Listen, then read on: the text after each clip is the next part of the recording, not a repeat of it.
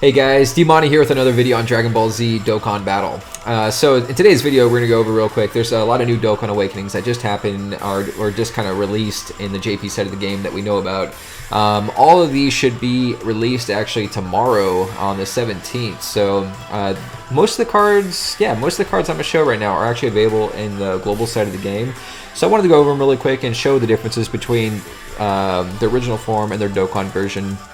And we'll talk about them a little bit so you guys can see what's going on. And also, you know, like what cards you should kind of work on their super attacks. Like, for example, the Bardocks. If you like a Bardock, you can start raising the super attack with the SR version, that type of thing. So let's start right into it. The first one is the Tech Bardock we'll go over.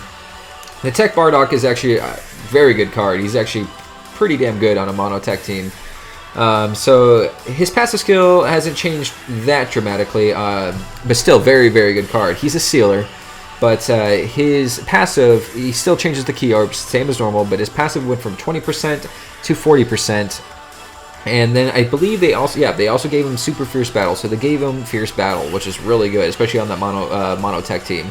I can actually see this guy right here being viable on a mono tech team, so it's awesome that we have him now.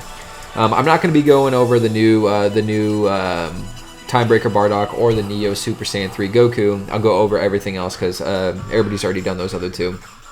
Alright, so let me pull up the next card here. Alright, so let's look at the physical Bardock. The physical Bardock is still, I mean, even in the JP side of the game, he was actually still a really good card because he is one of the few sealers that they have.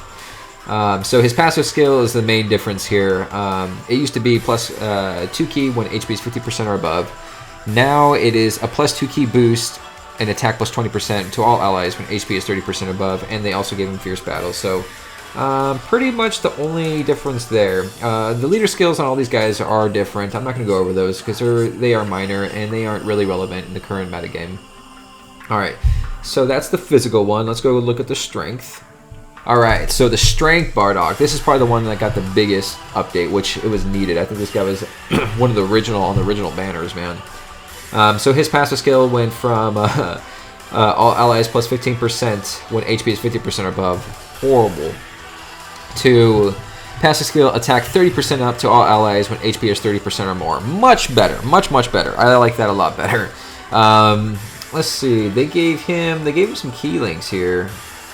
They gave him Prepared for Battle, looks like, Readiness, War Readiness, Saiyan Pride,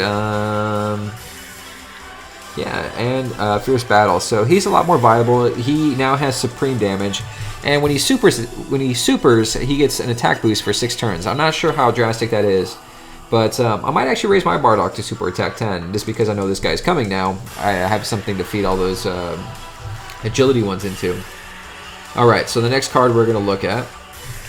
Okay, so this is the Super Saiyan 2 Goku Angel. This rebirth I was not expecting at all. I had no idea this one was coming. Didn't really, I guess it did need one because it wasn't really a viable card before the rebirth, and it still kind of isn't after, which kind of stinks. He might be pretty decent though on a super mono tech team with a Neo God Leader though. So his passive skill went from plus 4 key attack plus 7,000 as a third attacker in turn to plus 5 key and 12,000 when the third attacker in a turn. His leader skills, HP and defense 70% up for tech and physical types, which is kind of weird. He still does supreme damage, so that hasn't changed. And they gave him, he always had Prepare for Battle, but they did give him Fierce Battle, so that's the only really, his passive skill is a little bit better, and he got Fierce Battle, so that's cool. Is he usable? Probably not, but that's okay. Alright, so the next card that we have is a Super Saiyan 2 Goku from the Baba Shop. This is the 24-hour revival. His passive skill used to be Quick Win, plus 2 key, attack plus 3,000, start a turn.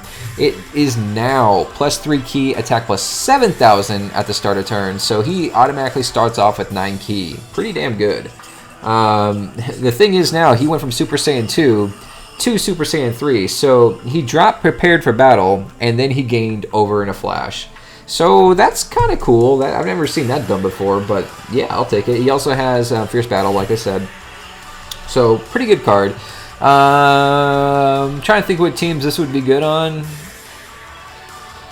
I'm sure he might be pretty usable in the future, but Right now, he's not that great, unfortunately. I still want the card because he's a Super Saiyan 3. I think now, let's see, do we have one of, yeah, we do. We have a physical Super Saiyan 3, we have a tech, we have an agility, we have a strength. We don't have an int yet, do we? That's the only thing we're missing now is an int Super Saiyan 3 Goku. Alright, so last but not least, we have the Super Saiyan Goku Angel Flawless Technique. This is the Epic Showdown Goku that you can get from the free event that's going on every day. His passive skill went from rare chance of 180% to now high chance of 180%. He is now a Super Saiyan 3 in this Dokkan. And he went from extreme damage to... Is he supreme damage? He is supreme damage. So, they actually gave us a free supreme damage unit, which is very good. They normally don't do that. Another thing to note here, we now have Over in a Flash. They gave us an Over in a Flash, and they gave us a Fierce Battle. So, that's an awesome rebirth. They actually made this card usable, which I'm pretty happy about. Another thing to note here, his leader skill changed to +3 key, HP attack and defense 30% up. He's actually the same leader skill as Skinny Gotenks in the Super Strike card, so that's kind of interesting. I would definitely rock this guy on my free-to-play teams coming in the future. Probably, yeah, I would. Actually, no, you would have to do it with the other Super Saiyan 3 Goku, and you probably can't do them on the same team. So, one thing that I don't know yet, if you can use this guy to farm the current Neo God Leader's super attack, which would be cool if they actually gave you a way to farm a super attack. So that's something I still need to look into. Alright, I would imagine so, because they're both Super Saiyan 3 Goku Angel. Alright guys, my name is Dmonty. I hope you found this video informative and helpful, and just kind of know what's to come in the JP side of the game tomorrow, and eventually it'll come to global, hopefully one day. Not everything comes to global, but this should all come to global. Probably, actually we're running 5 to 6 months behind right now, which is kind of like, for those participating in the World Tournament right now, I wish you the best of luck, especially in the global version.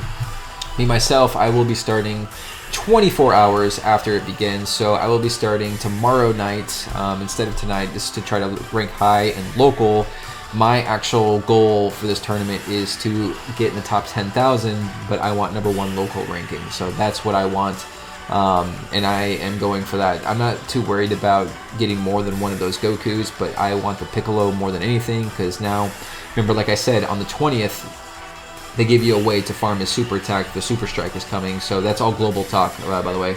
One other thing, I am having a giveaway right now. If you guys want to enter, it's the Resolution of Soldiers. I'll pretty much say that every video. I do video giveaways. I give figure giveaways instead of gift cards, so I hope you guys enjoy that. My name is Dmonty. Please give me a thumbs up, like the video, and subscribe if you're new here, and I'll catch you on the next one. Later.